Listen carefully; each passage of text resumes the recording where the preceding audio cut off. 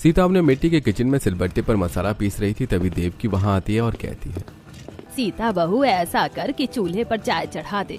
माँ जी, मैंने थोड़ी देर पहले ही तो आपको चाय बनाकर पिलाई है, फिर दूसरी बार क्यों? अरे बहू, हमारे पड़ोस में नए पड़ोसी आए हैं तो मैं सोच रही थी कि हम दोनों उन्हें जाकर चाय और कुछ नाश्ता दे आते हैं। ऐसा कर, थोड़े बेसन के पकौड़े भी बना लेना। जी माँ जी, मैं अभी बना लेती हूँ। चूल्हे पर एक तरफ चाय चढ़ाती है तो दूसरी तरफ बेसन घोलकर उसके पकौड़े बना लेती है। पहले वो थोड़े से पकौड़े प्लेट में निकाल कर हॉल में चारपाई पर बैठे पति रघु और अपने ससुर विनय को देते हुए कहती है, पकौड़े खा लीजिए। अरे बहू, और चाय? हाँ जी, मैंने ही बहू को चाय पकौड़े बनाने के लिए कहा था। वो पड़ोस में नए लोग आए हैं, उनको देकर आते हैं। अब देवकी और सीता चाय और पकौड़े लेकर अपने घर जाती हैं और अंबर सोफा उठाकर लेकर आ रहे थे और किरण डिनर सेट उठाकर ले जा रही थी। बहन जी, हम आपके लिए चाय और ये पकौड़े लाए हैं। किरण चाय और पकौड़े खुशी खुशी ले लेती है और देवकी को धन्यवाद देती है। किरण अपने पति मुकेश और बेटे अंबर से कहती है, हमारे पड़ोसी सच में बड़े ही अच्छे हैं। हाँ किरण, मैंने तो तुमसे कहा ही था कि गांव में भी अच्छे पड़ोसी मिल जाते हैं। दरअसल मुकेश और किरण अपने बेटे अंबर के रहते थे, लेकिन अंबर की अभी अभी सरकारी नौकरी लगी थी और उसे इसलिए था वर्किंग प्लेस गांव से थोड़ी दूरी पर था। इसीलिए बहुत सोचने समझने के बाद किरण और मुकेश ने गांव के अपने पुराने घर में आने का फैसला किया। किरण और मुकेश को आए हुए आज थे। अगली सुबह खाना बनाते समय किरण देखती है कि फ्रिज में हरी धनिया नहीं था। वो सोचती है, हरी धनिया के बिना तो सब्जी में स्वाद ही नहीं आएगा। ऐसा करती हूँ, पड़ोसी से मांग कर ले आती हूँ। ये सोचकर किरण अपने पड़ोसी के यहाँ जाती है। जिला मिट्टी का घर था। दरवाजे पर बंधी गाय को देखकर किरण को बड़ा अच्छा लगता है। फिर किरण दरवाजे से आवाज देती है, अरे बहन जी, कहाँ हैं आप?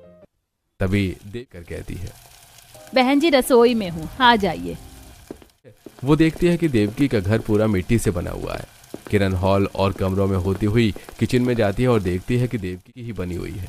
देवकी की बहू सीता मिट्टी के चूल्हे पर रोटियां बना रही थी और देवकी वहां बैठी सब्जी काट रही थी। देवकी किरण को देखते हुए कहती है, बैठ जाइए बहन जी। नहीं नहीं देवकी बहन, मैं फिर कभी आऊंगी। अभी तो मैं आपसे हरी धनिया लेने आई हूँ। ठीक है बहन। अब देवकी गीले कपड़ों में लपेटी हुई हरी धनिया निकालकर किरण को दे देती है और किरण हरी धनिया लेकर किरण बालकनी में कपड़े सुखाने के लिए जाती है तो देखती है कि देवकी आंगन में झाड़ू लगा रही है और उसकी बहू सीता गाय को चारा डाल रही है। ये देखकर किरण अपने मन में सोचती है, देवकी जी बहुत भोली हैं। वो सारा काम अपनी बहू के साथ साथ मिलकर करवाती हैं।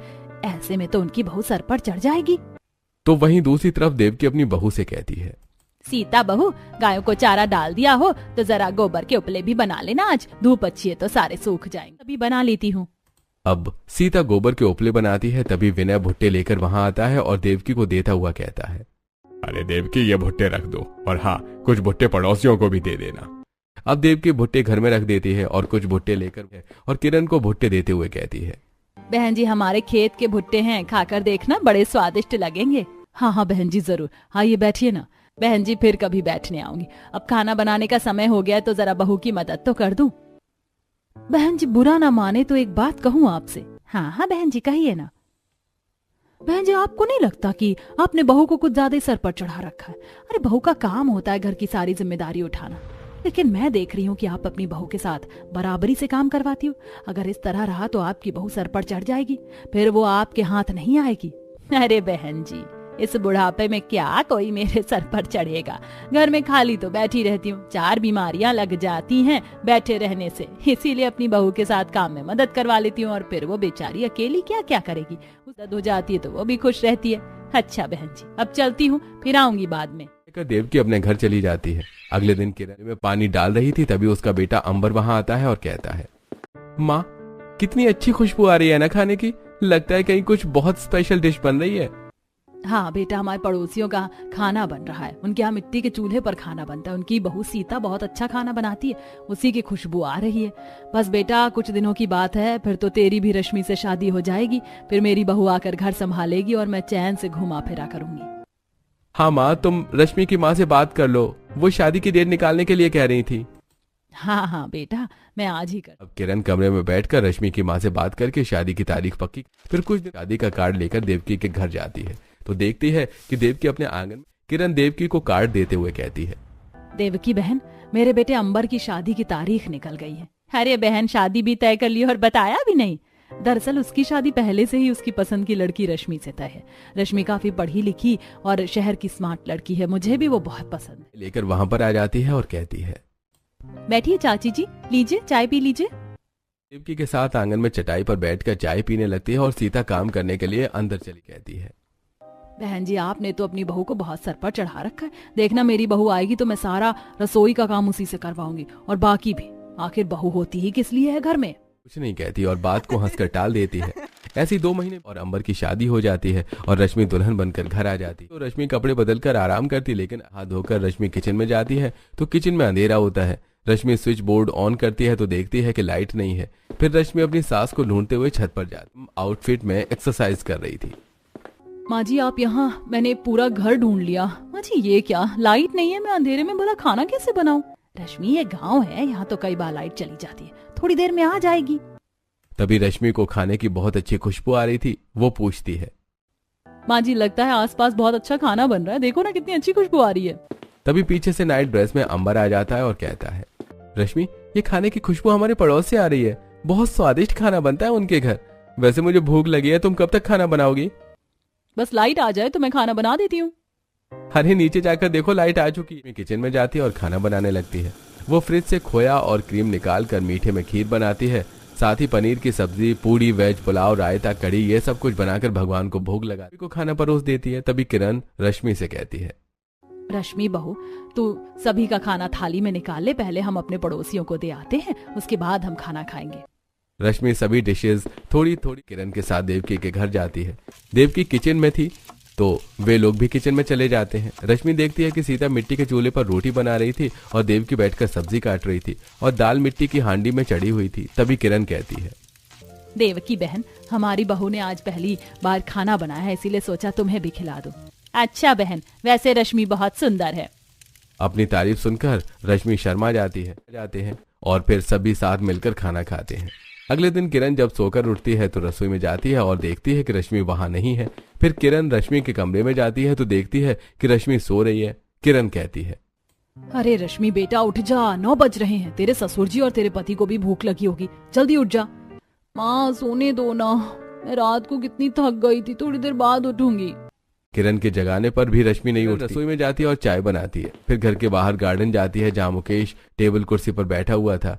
किरण मुकेश को चाय देती है और खुद भी बैठकर चाय पीते हुए कहती है, सोचा था बहू आएगी तो सुबह सुबह चाय नाश्ता बना कर देगी, लेकिन बहू तो सोकर ही नहीं उठी है। अरे किरण, कल उसने बहुत सारा काम कर लिया था तो वो थक गई होगी, उठ जाएगी। बहू से काम करवाने की क्या जल्दी है, अभी अभी तो वो आई है, जरा उसे भी सब कुछ समझने दो। सुबह के 10 बज चुके थे। रश्मि सो काफी थकान लग रही थी। OMG, ये थकान उतरने का नाम ही नहीं ले रही। ऐसा करती हूँ कि आज कोई काम वाली ढूंढ कर लगा लेती हूँ, कम से कम मुझे इतना काम तो नहीं करना पड़ेगा। देवकी के पास आती है और कहती है, माँ जी मैं कह रही थी कि घर में बहुत सारा काम है तो आप एक काम वाली रख लो, मुझसे तो इतना सारा काम नहीं हो पाएगा। बहू ये तेरा शहर नहीं गांव है, यहाँ काम वाली नहीं मिलती, यहाँ अपने काम खुद ही करने पड़ते हैं। अच्छा ठीक है, मैं पहले ग्रीन टी पीकर फ्रेश होती हूँ और नहा कर आती हूँ। बनाकर रश्मि कमरे में जाकर पहले उसकी फोटो लेती है, फिर पीती है और नहा धोकर किचन में जाती है तो देखती है कि गरम मसाला खत्म हो गया था। तब माँ जी गरम मसाला खत्म हो गया, सब्जी कैसे बनाऊं? यहाँ आसपास तो कोई दुकान है नहीं, तू ऐसा कर हमारे पड़ोसी से जाकर गरम मसाला मांग कर ले आ। अब रश्मि पड़ोस में थी तो देखती है कि सास बहू दोनों ही गोबर में उपले बना रहे हैं और सामने बिछी खाट पर विनय और रघु बैठकर चने खा रहे हैं। कहती है, ईयू, आप गोबर को हाथों से छू रही हो? हाँ रश्मि, हम तो गोबर से उपले बना लेते हैं, ये उपले बहुत काम आते हैं। वैसे बताइए आपका कैसे आना हुआ? मैं तो गरम मसाला लेने आई थी, लेकिन अब सोच रही हूँ कि बिना गरम मसाले की सब्जी बना लेती हूँ। अरे ऐसी भी क्या बात है, मैं हाथ धोकर आपको गरम मसाला दे देती हूँ। नहीं नहीं नहीं, आप रहने दीजिए, मैं बिना गरम मसाले की सब्जी बना लूंगी। ऐसा कहकर रश्मि वहां से चली जाती है। तब देवकी कहती है, शहरी बहू है ना, इसीलिए हाथों से गोबर के उपले बनते देख परेशान हो गई है। कि किरण के घर आती है जहाँ सास बहू बैठकर फोन चला रही थी। किरण बहन, आज गांव का बाजार लगा है, हम सब्जी लेने जा रहे हैं, तुम और रश्मि भी हमारे साथ चलो। हाँ हाँ रश्मि चलो, हम सब्जियां ले आते हैं। अब चारों मिलकर बाजार जाते हैं। वहां से देवकी अलग अलग तरह की सब्जियां मोल भाव करके खरीदती है। किरण को यह सब नहीं आता, इसलिए देवकी किरण के लिए भी मोल भाव करके अलग अलग तरह की सब्जियां खरीदती है। देवकी सीती है और अपने हाथ में एक झोला रखती है। तो वहीं किरण दोनों झोले रश्मि को पकड़ा देती है। वो सभी लोग वापस आने लगते हैं। तब थोड़ी देर बाद रश्मि कहती है, माँ जी मेरे हाथों में बहुत दर्द हो रहा है, अब मुझसे बैग नहीं पकड़ा जाएगा, आप पकड़ लीजिए। रश्मि तुझे तो पता है कि मेरे घुटनों में दर्द रहता है, इसीलिए मुझसे झोला लेकर चला नहीं जाएगा। ये सुनकर रश्मि अपने मन में सोचती है, ये दोनों सास बहू कितना मिलजुल कर रहती हैं। सीता की सास तो उसके साथ कितना काम करवाती है और एक मेरी सास है कि सारा काम मुझ पर ही छोड़ रखा है। रश्मि सब्जी के झोले लेकर घर आ जाती है। वो झोलों को किचन में रखती है और सोफे पर बैठी अपनी सास से कहती है, माँ जी मेरे हाथ लाल हो गए हैं, अब मैं फ्रिज में सब्जियां नहीं जमा सकती, आप जमा दीजिए, मैं थोड़ी देर को आराम कर लेती हूँ। ऐसा कहकर रश्मि है। अगले दिन रश्मि सोती है तो देखती है कि सीता घर की मिट्टी से लीप रही है। तो वहीं सीता की सास आंगन में बर्तन धो रही है। ये देखकर रश्मि अपने मन में कहती है, कोई मेरी सास को भी सिखाओ कि अपनी बहू के साथ मिलकर कैसे काम करते। या तो सारा का सारा काम मेरी सास ने मुझ पर ही छोड़ रखा है। रश्मि को आवाज देती है। रश्मि नीचे जाती है तो किरण कहती है, रश्मि बहू जरा मेरे लिए कप कॉफी तो बनाना, मेरे सर में थोड़ा दर्द हो रहा है। जी मम्मी जी। अब रश्मि किरण को एक कप कॉफी बनाकर देती है। अगले दिन रश्मि किचन में जाती है और नल चालू करती है तो देखती है कि नल में पानी नहीं आ रहा था। फिर रश्मि अखबार पढ़ जाती है और कहती है, माँ जी नल में तो पानी ही नहीं आ रहा है, मैं खाना कैसे बनाऊंगी। तभी देवकी कहती है, बहन जी आज पानी नहीं आया, इसीलिए गांव के कुएं से पानी लाना पड़ेगा। आप भी हमारे साथ चलिए, पीने का पानी वहाँ से ले आएंगे, वरना और कोई व्यवस्था नहीं है गांव में पीने के पानी की। बहू मेरे घुटनों में बहुत दर्द है, ऐसा कर कि तू एक गगरी लेकर उनके साथ पानी भरने चली जा। अब रश्मि गगरी लेकर सीता और देवकी के साथ पानी भरने के लिए कुएं पर जाती है। वहां पर गांव की सभी औरतें रश्मि को ध्यान से देख रही थी। रश्मि सीता से कहती है, सीता भाभी औरतें मुझे इतनी ध्यान से क्यों देख रही हैं? रश्मि गांव की औरतों का पहनावा बहुत सादा होता है और उनके सर पर पल्लू भी होता है, लेकिन तुम्हारा पहनावा थोड़ा मॉडर्न है और तुम शहर की हो, इसीलिए हम गांव वालों से अलग लगती हो। बस यही वजह है कि गांव की औरतें तुम्हें ध्यान से देख रही हैं। अब सीता कुएं से पानी खींचकर अपने गगरी भरती है और साथ में रश्मि की गगरी भी भरती है। फिर सीता गगरी को उठाकर रश्मि के सिर पर रख देती है और रश्मि कहती है, ओह माय गॉड, इस घगरी से कहीं मेरे स्ट्रेटनिंग वाले बाल खराब ना हो जाएं। कुछ नहीं होगा रश्मि। फिर वे अपने घर की तरफ निकल पड़ते हैं। पानी लाकर किचन में रखती है और अपनी सास से कहती है, माँ जी ये कुएं से पानी लाना मुझसे दोबारा नहीं होगा। अगर दोबारा नल में पानी ना आए तो आप पिताजी को या अंबर को भेजकर शहर से पानी मंगा लीजिएगा। ऐसा कहकर रश्मि में खाना बनाने लगती है। जहाँ एक तरफ रश्मि गांव में हो रही दिक्कतों से परेशान थी तो वहीं दूसरी तरफ किरण रश्मि को सारा दिन कुछ न कुछ काम बताती रहती है, जिससे रश्मि बहुत परेशान अपने पति अंबर से कमरे में नाइट ड्रेस में बैठकर शिकायत करते हुए कहती है, अंबर तुमने तो कहा था कि हम कुछ दिन गांव में रहेंगे, और कब तक रहना होगा मैं यहाँ? रश्मि मैंने ट्रांसफर के लिए अप्लाई तो किया है, अब ट्रांसफर मेरे हाथ में नहीं है। जब तक ट्रांसफर नहीं मिलता तब तक हमें यहीं पे रहना होगा। वैसे क्या कोई दिक्कत हो गई है यहाँ पर? क्या दिक्कत हो गई है ये पूछो कि क्या दिक्कत बची है। पहली बात तो यहाँ कोई काम वाली नहीं मिलती और तुम्हारी माँ किसी भी काम में मेरी मदद नहीं करती, किचन में भी नहीं। सारा का सारा काम मुझे खुद करना पड़ता है। दूसरी बात, शहर में तो चीजें लेने के लिए मॉल होता है, लेकिन यहाँ पर किराने की दुकान है, वो भी इतनी दूर कि दोपहर में किराने की दुकान तक जाने में तो हालत खराब हो जाती है, और सब्जियां लाना तो और भी मुश्किल काम है। उसके लिए तो सीधे बाजार जाना पड़ता है जो यहाँ से 1.5 किलोमीटर दूर है। साथ ही कभी लाइट रहती है कभी नहीं रहती, और कल तो हद हो गई जब पानी नहीं आया तो पानी लेने मुझे कुएं पर जाना पड़ा। और क्या क्या बताऊं मैं तुम्हें। कुछ दिनों की बात है रश्मि, फिर तो हमें यहाँ से जाना ही है। अब परेशान मत हो और अपना मूड ठीक से। कुछ दिन बीत जाते हैं और औरतें उनके घर आती हैं। तब एक औरत शीला कहती है, बहन आज हमारे घर में भगवान के कीर्तन है तो आप लोग जरूर आना। हाँ हाँ बहन हम आएंगे। और रश्मि देवकी और सीता के साथ कीर्तन में जाते हैं। काफी देर बैठने पर रश्मि बहुत बोर भी हो गई थी तो वो वहां से चली जाती है, पर इनका देवकी और सीता के घर आना जाना लगा ही रहता है। रश्मि जब भी सीता के घर जाती तो वो देखती कि सास बहू दोनों मिलकर किचन में काम कर रही हैं। ये देखकर रश्मि हमेशा सोचती कि उसकी सास भी इसी समय बीत रहा था। एक दिन रश्मि के घर आती है। उसे देखकर रश्मि और उसकी सास बहुत खुश हो जाती हैं। सब बैठे थे तब अंबर कहता है, हिमांशी तुझे गांव घूमने का बहुत शौक था ना, तो कुछ दिन यहाँ रुक जा और देख कि गांव कैसा होता है। हाँ भैया आप सही कह रहे हो, मैं तो इसीलिए पूरे 1 हफ्ते की छुट्टी लेकर आई हूँ कि मैं अच्छी तरह गाँव घूमूंगी। हिमांशी हॉल में सभी के साथ बैठकर बातें कर रही थी और रश्मि किचन में खाना बनाते हुए सोच रही थी। वैसे ही काम कम था जो हिमांशी भी आ गई है, ऊपर से कोई मेरी मदद भी नहीं करवाता। तभी उनके पास आती है और कहती है, चाची जी माँ जी ने हमारे खेतों की बटानी यानी हरी मटर भिजवाए हैं, आपके किचन में है, जाकर दे आ। अब सीता पहली बार रश्मि की किचन में जाती है तो देखती है कि रश्मि की किचन मॉड्यूलर और बहुत सुंदर है। वो मन में सोचती है, कितना सुंदर किचन है रश्मि का। इतने सुंदर किचन में तो काम करने का मजा ही अलग होता होगा।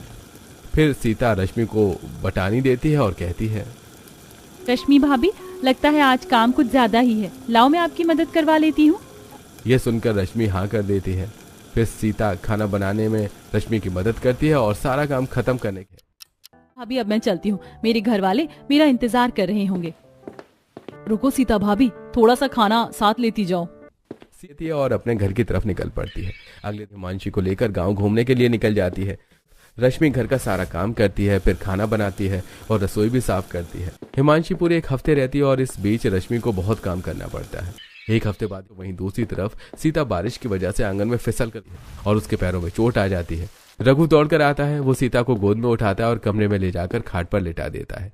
तभी देवकी वहां आ जाती है और सीता के पैरों में लेप लगाती है। फिर रघु कहता है, माँ, ऐसा करता हूँ कि मैं वैद्य जी से सीता के लिए दवाई ले आता हूँ।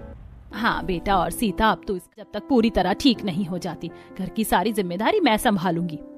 पीछे खड़ा विनय भी ये सुनकर बहुत खुश हो जाता है। अब देवकी रसोई में जाकर सब्जियां काट रही थी, तभी लक्ष्मी के साथ वहां आती है और कहती है, अरे देवकी बहन, हम किराने की दुकान से आ रहे थे, तब हमें रास्ते में रघु मिला और उसने बताया कि सीता आंगन में फिसल कर गिर गई है। उसे ज्यादा चोट तो नहीं आई? नहीं, रह की ज्यादा चोट तो नहीं आई, बस पैर में हल्की सी मोच आई है। फिर तो सारा काम आपको ही करना पड़ेगा आंटी। कोई बात नहीं बेटा, जब वो ठीक रहती है तो वो मेरा घर संभालती है। अब अगर उसे कोई तकलीफ हो गई है तो उसकी मदद करना भी तो मेरा ही।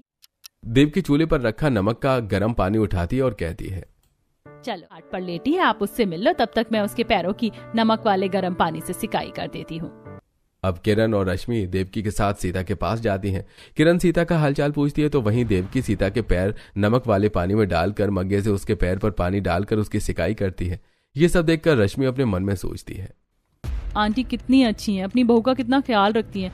गांव के लोगों में आपस में कितना प्रेम होता है, सचमुच ये लोग बहुत अच्छे। ऐसे कुछ समय बीत जाता है और सीत हो जाती है और अपनी सास के साथ अपने घर का काम संभालती है। एक दिन रश्मि तभी किरण वहां आती है और कहती है, रश्मि बहू, अंबर आता ही होगा तो तू हम लोगों के लिए चाय के साथ साथ सैंडविच बना दे। माँ, मेरे सर में बहुत दर्द है, सैंडविच आप बना लो ना। रश्मि बहू, सर में दर्द है, हाथों में तो नहीं। और अगर तेरे आने के बाद भी मुझे ही सैंडविच और चाय बनानी पड़े तो तेरे आने का मतलब ही क्या है? तू जल्दी से सैंडविच बना ले, मैं बाहर कमरे में इंतजार करती हूँ। ऐसा कहकर किरण बाहर चली जाती है। तब रश्मि मन में सोचती है, माँ जी तो मुझे अपना नौकर समझती हैं, जब देखो तब काम बताती रहती हैं। में आती है और फ्रिज से ब्रेड और मक्खन निकालती है। फिर कुछ सब्जियां काटती है और सैंडविच पर ब्रेड और चीज रखकर सैंडविच को सेकती है। दूसरी तरफ वो चाय चढ़ा देती है। फिर रश्मि चाय और सैंडविच लेकर हॉल में जाती है और सभी को चाय और सैंडविच खाकर रश्मि की सास कहती है, अरे रश्मि, ये क्या तूने ये सैंडविच जला दिया क्या? तुझे सैंडविच बनाना भी नहीं आता है? पड़ोस की बहू सीता को देखो, कितना स्वादिष्ट खाना बनाती है। खाना उसके घर में बनता है और खुशबू हमारे घर तक आती है। रश्मि को बहुत गुस्सा आता है और वो कहती है, माँ जी, आपने पड़ोस की बहू को देख लिया, लेकिन आप पड़ोस की सास को देखना भूल गई। आपने देखा नहीं कि देवकी आंटी सीता भाभी की कितनी मदद करवाती है। वो कभी भी सीता भाभी को अकेला नहीं छोड़ती है। और अभी थोड़े दिन पहले की ही तो बात है, सीता भाभी के पैरों में मोच आ गई थी तो देवकी आंटी ने पूरे घर का काम अकेले किया था। आज मेरे सर में दर्द था, मैंने आपसे कहा कि आप खुद सैंडविच बना लिए तो आपने मुझे क्या कहा कि बहू होती किस लिए है? माँ जी, अगर आप बहू को बेटी समझेंगी तो बहू भी आपको माँ समझेगी। तो तू बोले ही चली जा रही है, जितना सुनाने की कोई जरूरत नहीं है। तू घर का काम करके मुझ पर एहसान नहीं करती। घर का काम वो तो तुझे करना ही होगा। माँ जी, जिम्मेदारी सिर्फ मेरी नहीं है, खुद तो आप कुछ करती नहीं है, सारा का सारा काम मुझसे ही करवाती हैं। ऐसे ही किरण और रश्मि की बहस बहुत बढ़ जाती है। तब अंबर कहता है, माँ, रश्मि प्लीज चुप हो जाओ आप दोनों।